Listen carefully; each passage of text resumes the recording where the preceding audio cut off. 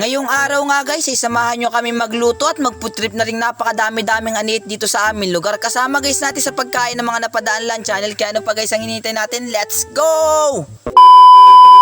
What's up guys? For today's video nga pala ay mali.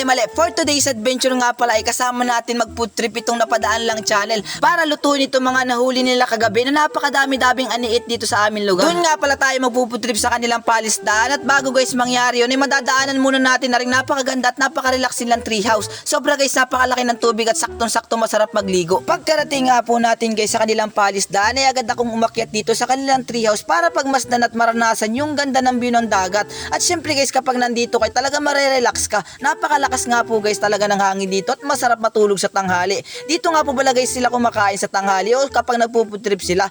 At sobrang laki ng tubig guys halos maabot na yung kanilang pinagkakainan. Maraming beses na nga po pala ako guys pumupunta dito pero hindi ko maabutan ng malalim yung tubig kaya naman hindi ko medyo ma-enjoy yung pagligo ko. Pero ngayon guys napakalalim ng tubig kaya napakasarap maligo mamaya. Pero hindi pagre-relax at pagpapahinga pinunta natin dito guys kundi ang magputrip kasama ang ating mga kaibigan at magluluto kami guys ng Magluluto kami ng yung sa garlic butter.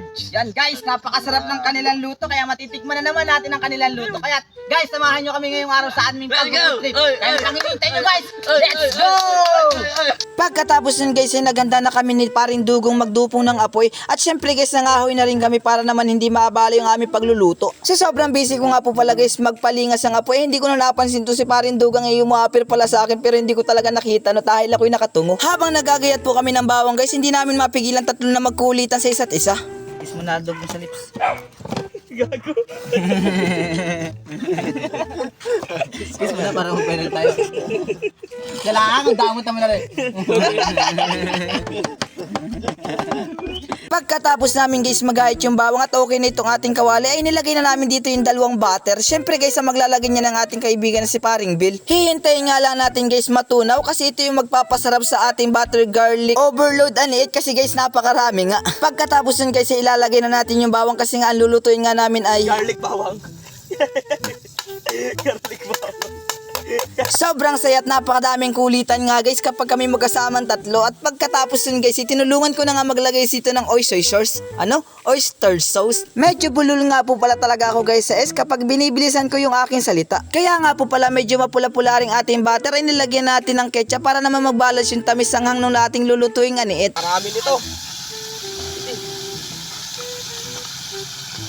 Lapit mo lang, tutok mo lang malapit. Pagkatapos natin guys ilagay lahat ng aniit dito sa kawali ay sinabay na namin guys yung mga sangkap katulad ng Bitchin Magic Sarap. At syempre guys hindi mawawala yung ating maraming paminta para naman medyo maanghang-anghang yung ating nilulutong aniit. Hahayaan nga lang natin guys sa mga ilang minuto hanggang sa maluto siya ng kusa. At syempre wag nyong iiwanan na taantabayanan nyo at baka naman masunog yung ating niluluto. Habang hinihintay natin guys yung ating niluluto ay pagkakataon na natin ito para magpasalamat sa Panginoon dahil gumamit siya ng instrumento para naman guys matulungan yung mga katulad nating nagsisimula pa lang o baguhan pa lamang sa pagbablog. At ang ginamit niya guys ang Napadaan Lang Channel. Sobrang laki guys sa pasasalamat ko sa Napadaan Lang Channel kay Tol Bill at saka kay paring Dugong na silang tumutulong at tumaalalay sa akin habang nagsisimula pa lamang ako. Bukod nga po guys sa aking buong pamilya ay silang dalawa ang ginawa kong motivational at inspirational para magsipag araw-araw. Dahil sa mga nakamit nilang tagumpay ay gusto ko rin marating yun balang araw. Kaya nga guys habang maaga pa ay binibilinan ako ni paring Bill na huwag akong susuko at titigil sa pagbablog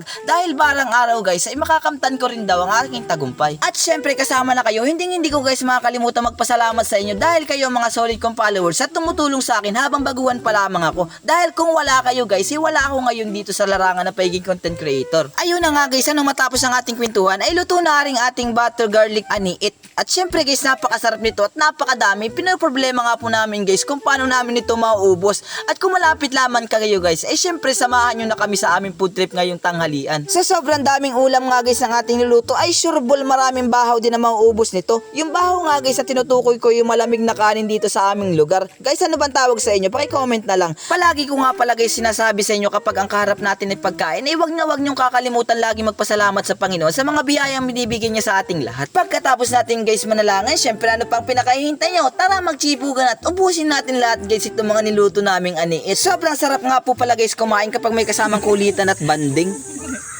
At grabe guys, ito yung anit natin oh. Parang hindi ka makapaghintay dyan oh. Yan sa dugo, hindi na makapaghintay guys. Huwag niyo ubusin! Huwag niyo ubusin! Ayan guys oh. Sobrang tawa, titikman natin ha. Ang taba nga guys nung ano, ang taba ng babae. May aligay yung babaeng anit. Ayos yun ah. Ang sarap ng babaeng anit ah. Ay, huy. Napakasarap guys. Ayan, tikman nyo yan. Subukan nyo rin yung lutong to. Ano dog? Ano masabi mo? Sarap. So paano guys, hanggang dito na lamang po. Babush!